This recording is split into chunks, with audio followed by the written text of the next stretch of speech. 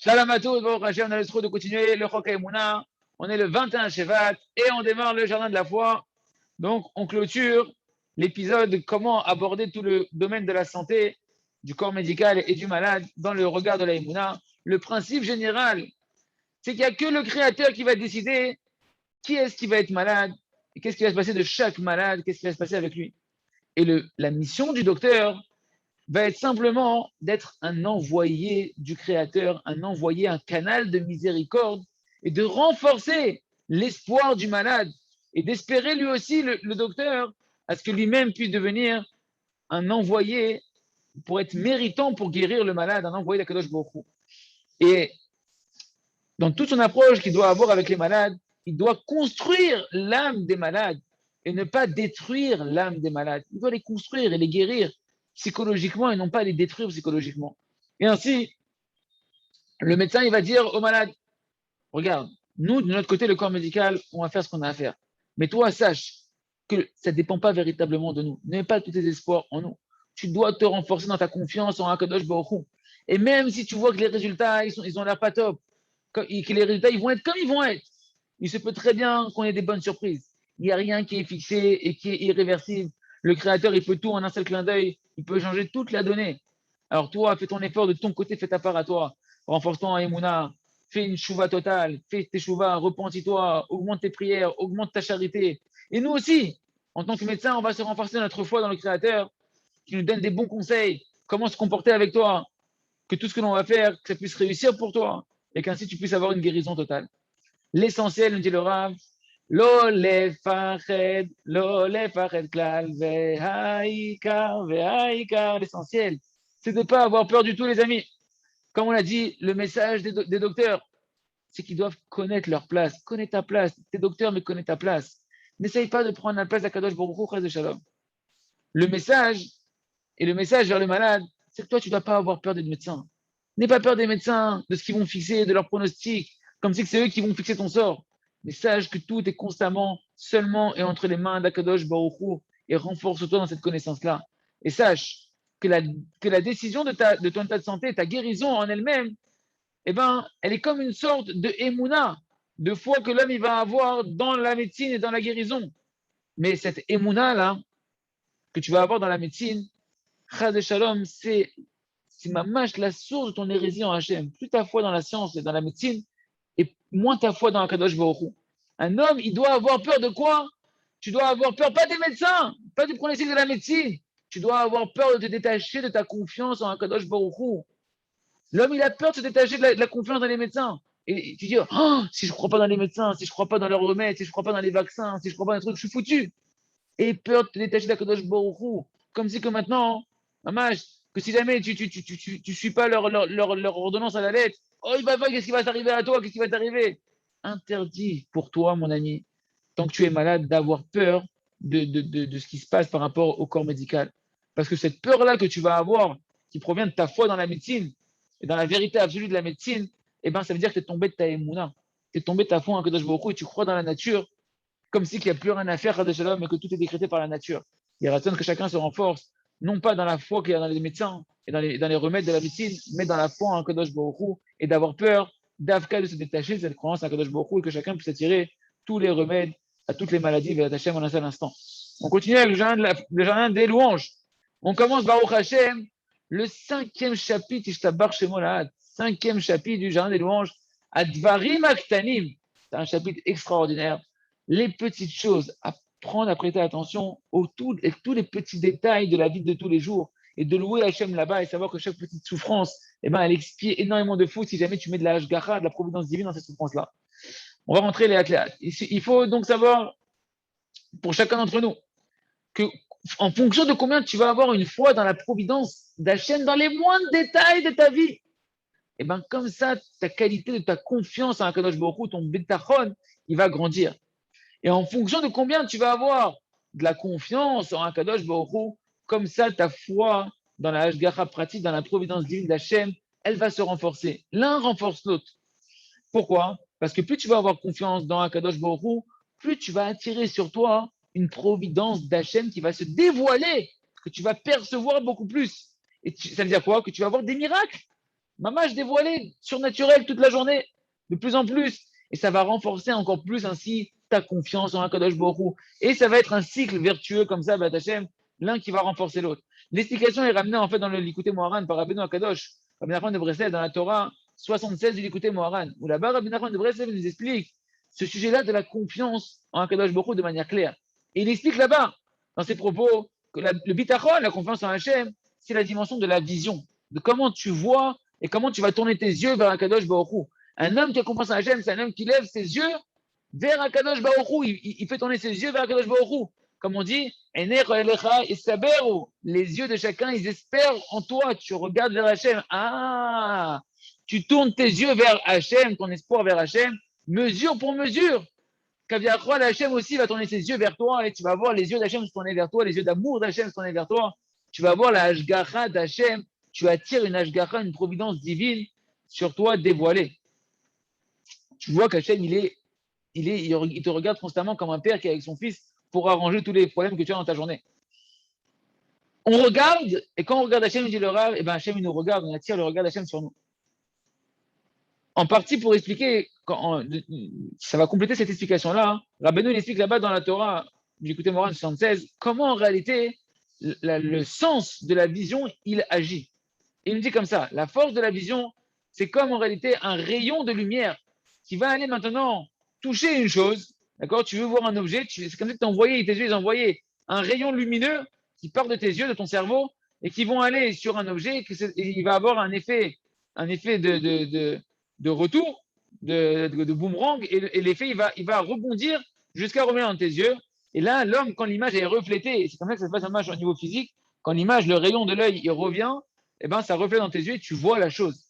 Au début, qu'est-ce qu'il y a? L'œil, il envoie une force de vision vers la chose pour aller attraper la chose qu'il veut aller voir. Ça s'appelle un or yachar. C'est la lumière, le rayon, le premier rayon directeur qui part de l'œil.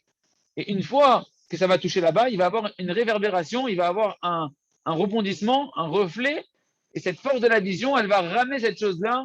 C'est une lumière qui revient, il y a la lumière qui part, et la lumière qui revient dans l'œil, comme un ballon que tu vas envoyer sur le mur, et qui revient. Et ça s'appelle la lumière, le or roser, c'est la lumière qui vient en retour une fois que ça a frappé l'objet. Et comme ça, la vision, poal, dans le concret, elle se crée. C'est seulement lorsque la lumière, elle revient dans l'œil, par le fait que ça a frappé et que ça rebondit, que ça revient dans l'œil, qu'à ce moment-là, la chose, elle va se dessiner dans tes yeux et que le cerveau, il va pouvoir voir ce qu'il voit. Donc, tout ce tahalir-là, ce processus-là, il se passe très, très rapidement et nous, on ne le perçoit pas, on ne se rend pas compte. Et c'est ça la raison pour laquelle, lorsque l'on passe quelque chose très, très rapidement devant les yeux d'un homme, ça passe trop vite, tu n'as pas le temps de le voir, tu ne peux pas le voir. Tu ne peux pas le voir. Tu n'arrives pas à avoir t'as pas le temps de le voir. Pourquoi?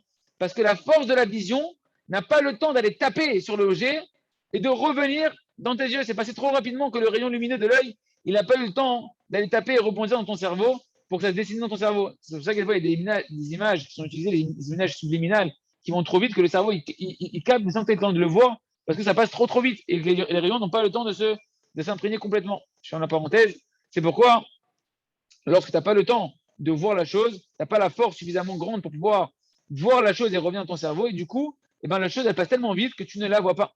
Et l'homme, il n'arrive pas à la voir. C'est la raison pourquoi, en réalité, quand quelqu'un est trop loin, on n'arrive pas à le voir. Tu peux voir loin jusqu'à une certaine limite. Pourquoi? Parce que quand tu es trop loin, la force du rayon lumineux qui part de ton œil, elle n'a pas la force d'aller aussi loin, la lumière, pour aller capter l'objet qui est trop loin. Et donc, en fait, cette force, elle va se disperser avec la distance dans l'air. Et donc, tu n'arrives pas à aller taper l'objet qui est très, très loin avec ton œil et le faire revenir dans ton cerveau. Et donc, tu ne vois pas quelque chose qui est trop loin, bien qu'il est véritablement là. Eh bien, Rabotai, Rabbeinu, il explique tout ça pour expliquer la notion du bitachon et l'ashgacha b'Hashem. Il dit, c'est comme c'est marqué dans Télim, Kiram Hashem, Veshafal Yireh, Vegavoa, Mecha Kieda. Car Hashem, il est très élevé.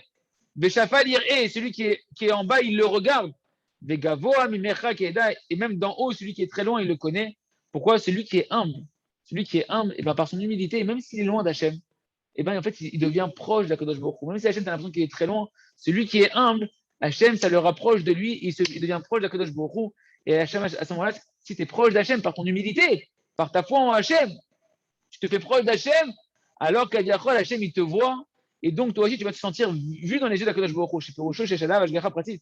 tu vas avoir une providence divine dévoilée d'Akadosh Baruch Hu. C'est ça le sens de celui qui est humble, il va être vu dans les yeux d'Hachem. Par contre, celui qui est grand, il dit le verset, celui qui se sent grand, qui est orgueilleux, qui se sent exister sans l'aide d'Akadosh Baruch Hu, alors il est loin d'Hachem. C'est-à-dire quoi qu'il est loin d'Akadosh Baruch Hu, Kaviachol, Hachem, il ne te voit pas, tu es trop loin. Kaviachol, comme si Hachem, il ne te voit pas. Comme si tu es loin des yeux d'Hachem, que Hachem n'a pas la force de te voir. C'est-à-dire quoi? Tu ne sens plus les yeux d'Hachem sur toi. Tu te sens tout seul. Tu te sens abandonné. C'est ça le sens du verset, Vegavoa, Mimecha, Kieda, et celui qui est grand, qui est orgueilleux, eh ben, il se sentira comme si il est éloigné de la conscience d'Akadosh Baruch Hu. On continuera, il merci Hachem demain, de comprendre comment en réalité, donc, cette foi en Akadosh Baruch Hu, ce bitachon d'Hachem, de lever les yeux vers Hachem, nous fait qu'on rapproche de nous, en réalité, de notre œil, de notre sensation à nous, de voir les dévoilements d'Akadosh Baruch Hu. On verra ça, il merci Hachem, dans les pages prochaines. On continue avec le Sefer à travers champs et forêts. Ça aurait pu être tout autrement. Rappelez-vous qu'on explique les dettes du Rav Arouche qu'il a traversé dans sa vie il y a 40 ans. Il me dit, si jamais je ne m'étais pas renforcé dans la joie durant l'épisode de mes dettes, et qu'au contraire, je me serais culpabilisé, ou que j'aurais dit à ma femme ou à d'autres personnes, etc., je les aurais culpabilisés, j'aurais dit que c'était de leur faute, etc., et je serais rentré dans une sorte d'oppression, de stress, de tristesse, de désespoir, d'auto-persécution, culpabilisation, et que j'aurais vécu tout ça avec un sentiment de misken, de misérable, et que j'aurais simplement voulu qu'on me comprenne, qu'on ait pitié de moi, etc. Et que je me serais défait de ma responsabilité et que j'aurais donc causé de la tristesse aux créatures qui m'entourent, alors je n'aurais jamais remboursé aussi rapidement mes dettes. Et qui sait si un jour je serais sorti de cet état d'endetté. Et qui sait quel type de détresse et de souffrance j'aurais pu rajouter sur ma tête, Ras Shalom, à cause des rigueurs des gens à qui j'aurais fait de la tristesse. Quand des gens ils sont macpites sur toi, des gens ils t'en veulent, il n'y a rien de pire pour attirer des souffrances sur toi. Parce que je leur devais de l'argent. Et c'est sûr que si j'avais, et c'est sûr que j'aurais pas reçu les cadeaux extraordinaires que j'ai reçus. Que j'aurais jamais écrit tous les sfarim que vous lisez aujourd'hui, tous les livres que vous écrivez. Et que j'aurais jamais pu ériger les yeshivot et rapprocher des gens des éloignés comme je le fais aujourd'hui. J'aurais jamais pu sauver des milliers, des dizaines de milliers d'endettés que j'ai pu guider et faire sortir des dettes. C'est uniquement par le mérite de la émouna, de la foi, que Hachem m'a donné d'avoir foi en lui, que tout est pour le bien, et que comme ça, il voulait que je traverse cet épisode de ma vie, et qui m'a rapproché de lui, et que je ne suis pas tombé du tout dans mon esprit de me déprimer, de m'en vouloir, etc. Et qu'au contraire, j'ai pu aller traverser cette phase de ma vie avec de la joie en parlant au Créateur, avec un seul but à travers tout ça. Clarifier comment je peux, à travers ces dettes, me rapprocher encore plus du Créateur à travers ces dettes-là. C'est que comme ça que j'ai pu mériter tout ce que j'ai mérité. Et du fait que j'ai pu traverser cette épreuve-là dans mon corps, dans ma chair, et que là-bas j'ai mérité, et qu'Hachem il m'a délivré d'une facilité surnaturelle de mes dettes, avec un chemin prodigieux, juste par le chemin de la prière, le chemin de la tchouva, du repentir. C'est ça qui m'a réveillé, mes amis. Il nous dit le Rav, à donner tellement de cours, à écrire tellement de livres, à aider encore d'autres juifs de pouvoir aller dans ce même chemin que j'ai entrepris, le chemin de la tchouva, du repentir, de la prière, du remerciement, et ainsi faire mériter aux Ham Israël à eux-mêmes des délivrances. C'est quoi la véritable délivrance? De se rapprocher d'Hachem. Et au passage, la petite délivrance, c'est d'être délivré de tes souffrances desquelles tu souffres. Mais la grande délivrance, Rabotai, c'est de se rapprocher d'Hachem Idbarach. On continue avec le jardin de la sagesse. Echad Aya Avraham. Avraham était tout seul, les amis, face à tout le monde entier qui était dans l'hérésie. Ce fondement-là, de ne regarder personne, de n'avoir peur de personne. Rabbeinu, il nous l'apprend dans les Hashmatot. Ce sont les textes qui ont été mis entre les deux parties du Likutei Moharan, qui ne sont pas compilés véritablement dans une partie du Likutei Moharan, mais qui sont entre les deux, entre la première partie et la deuxième partie. Et là-bas, il y a le texte de Echad Aya Avraham. Avraham, il était un. C'est quoi qu'il était un? C'est marqué dans Yecheskel. Le prophète, il nous dit Abraham, il était un. C'est quoi il était un, Abraham? Chez Abraham, il nous dit Rabbeinu Akadosh, il a servi Hachem Idbarach, il a réussi à faire tout son service d'Hachem seulement parce qu'il a servi Hachem comme s'il était seul au monde. Qu'il avait dans sa pensée, en réalité, il se focalisait à se dire je suis tout seul, c'est pas grave, même si je suis tout seul, eh ben je suis tout seul. Il ne regardait pas le monde entier qui l'entourait, qui allait complètement à contre-courant de sa émouna, de sa foi en Akadosh Baruch Hu. Que eux, ils étaient complètement écartés du chemin d'Akadosh Baruch Hu et qui voulaient l'empêcher. Il n'a ni regardé son père, il n'a regardé aucun empêchement. Il faisait comme si qu'il était tout seul au monde. C'est ça la notion qu'il a dit le prophète Yecheskel. Et un, il était Abraham. Et il dit Rabbi Nachman de Breslev, tout celui qui veut rentrer dans le service d'Hachem, il ne peut y rentrer qu'en attrapant cette notion d'Abraham Avinu, qui est le père de la Emouna, qu'il pense dans sa tête comme si qu'il est tout seul au monde, qu'il n'y a personne d'autre hormis lui, et qu'il regarde personne qui veut l'empêcher de se rapprocher d'Hachem, comme son père, sa mère, ses beaux-parents, sa femme, ses enfants, etc. Ou toutes sortes d'empêchements qui peuvent venir du monde entier, qu'on veut se moquer de toi, qu'on veut t'écarter du chemin de la Emouna, qu'on t'empêche du service divin. Et toi, tu dois faire attention de ne pas les regarder du tout. Et tu dois être dans la dimension de Echadaya Abraham. Abraham, il était seul et unique dans sa tête, comme si il était seul au monde, comme on l'a dit au-dessus. Et Abraham Avinu, il ne s'est pas laissé embrouiller par aucun être humain. Il faisait sa part à lui. Ce qu'on lui demandait dans le service divin, il le faisait.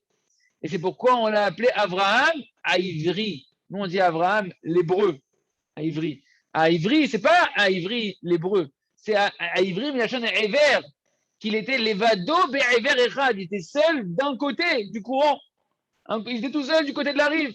Shalaolam, seul d'un côté du monde. C'est ça, Ivry. Il était Be'ever, Shalaolam, de l'autre côté du monde entier. Alors que le monde se retrouvait Be'ever Hacheni. Le monde se trouvait de l'autre côté. Et Abraham, il était seul face à 6 milliards d'habitants. Seul un fou fêlé d'Hachem, fou d'elle, comme il a dit notre ami, fidèle à Hachem, seul à être fou d'Hachem. Il était têtu dans sa conscience de la vérité. Et même qu'Abraham Avinu, à Shalom, il devait se tenir devant des milliers, des dizaines de milliers de millions d'opposants très puissants qui étaient dans l'idolâtrie, etc. Et qu'a priori, pour lui, ça lui paraissait être quelque chose que quand tu vis avec d'autres juifs, c'est pas pareil. Mais lui, il était tout seul, Abraham, il était tout seul. Et en particulier, c'est pas qu'il n'est pas parmi des juifs. Il est parmi des Ovdei Avodazara. Il est tout seul, pas parmi d'autres juifs, parmi des idolâtres. Mais Béhémet, tu nous dis, Rabbeinu Akadosh, cette chose-là, elle appartient, c'est une dimension que chacun, on doit vivre à l'intérieur de nous-mêmes. Que même un homme qui étudie à la Yeshiva, il doit vivre avec cette dimension de Echadaya Abraham, seul il était Abraham, de ne pas être affaibli par ses amis, de ce qu'il voit, que les autres ils réussissent mieux que lui. C'est pourquoi celui-là il réussit mieux, il comprend mieux la Gemara, il comprend mieux l'écouter Moharan, il fait plus il des doutes, ses prières sont plus écoutées. Oublie-les, ils sont pas là, t'es tout seul. Qu'est-ce que tu regardes que lui, il a eu sa femme, il n'a pas eu sa femme, lui, il a eu des enfants, il n'a pas eu des enfants, il a eu sa parnassa, ils n'existent pas, t'es tout seul. T'es tout seul. C'est ça le paradis. Adam Arishon, son paradis, c'est qu'il était tout seul avec Rava. C'est pas qu'il avait la meilleure femme du monde. Il n'y avait qu'une femme. Il n'y a pas d'autres femmes. Qu'est-ce que je vais avec d'autres femmes? Il n'y a pas d'autres femmes. Ne t'affaiblis pas de tes amis. Parce que tu vois qu'eux, ils ont plus réussi que toi. Ou qu'eux, ils se renforcent dans une telle mitzvah. Et que toi, c'est difficile pour toi. Ils n'existent pas. Ne regarde pas tes amis qui vont t'affaiblir. Tu vois qu'ils s'enorgueillissent sur toi ou qui te méprisent. Oublie-les, ils ne sont pas là. Et toi aussi, tu ne dois pas t'affaiblir de voir que des gens, tu les vois qui transgressent la Torah et de dire, ah bah tu vois, je peux être un juif comme eux. Moi aussi, je peux aller vivre à Tel Aviv. Moi aussi, je peux aller vivre à Chadashalam, Efkerut. Ah, il y a des juifs qui sont comme ça. Ne t'affaiblis pas, ils n'existent pas. Tu dois être fort que tu es seul avec Hachem. Seulement, tu dois voir personne. Et tu dois que chercher à Kadosh Baruch Hu, qu'est-ce qu'Hachem il veut de moi. En fonction de là où j'en suis, de mes forces à moi, de mes qualités innées que j'ai à l'intérieur de moi, que Hachem m'a donné dans mon âme. Et tu dois méditer, où est-ce qu'Hachem il veut me conduire? Lech lecha, va pour toi. Comme il a dit à Abraham, va pour toi. Va dans ta mission à toi, où Hachem me conduit. Quelles sont les allusions d'Hachem aujourd'hui qui me fait chaque jour? À chaque instant, Hachem me fait des allusions pour me rapprocher de lui. Et je dois mettre devant moi constamment cette image du Tam, du simple Kadosh. C'est-à-dire quoi? Chez Lo alach lo kloum, que même s'il n'y avait rien qui se passait bien dans sa vie. Et malgré tout, il s'embrouillait de personne. Il s'affolait de rien. Parce qu'il avait cette nékouda interne de regarder que où est-ce que lui doit aller et où est-ce qu'Hachem il me conduit et les autres, ils n'existent pas dans cette dimension-là. On termine avec le Sefer Or Hadash. Donc on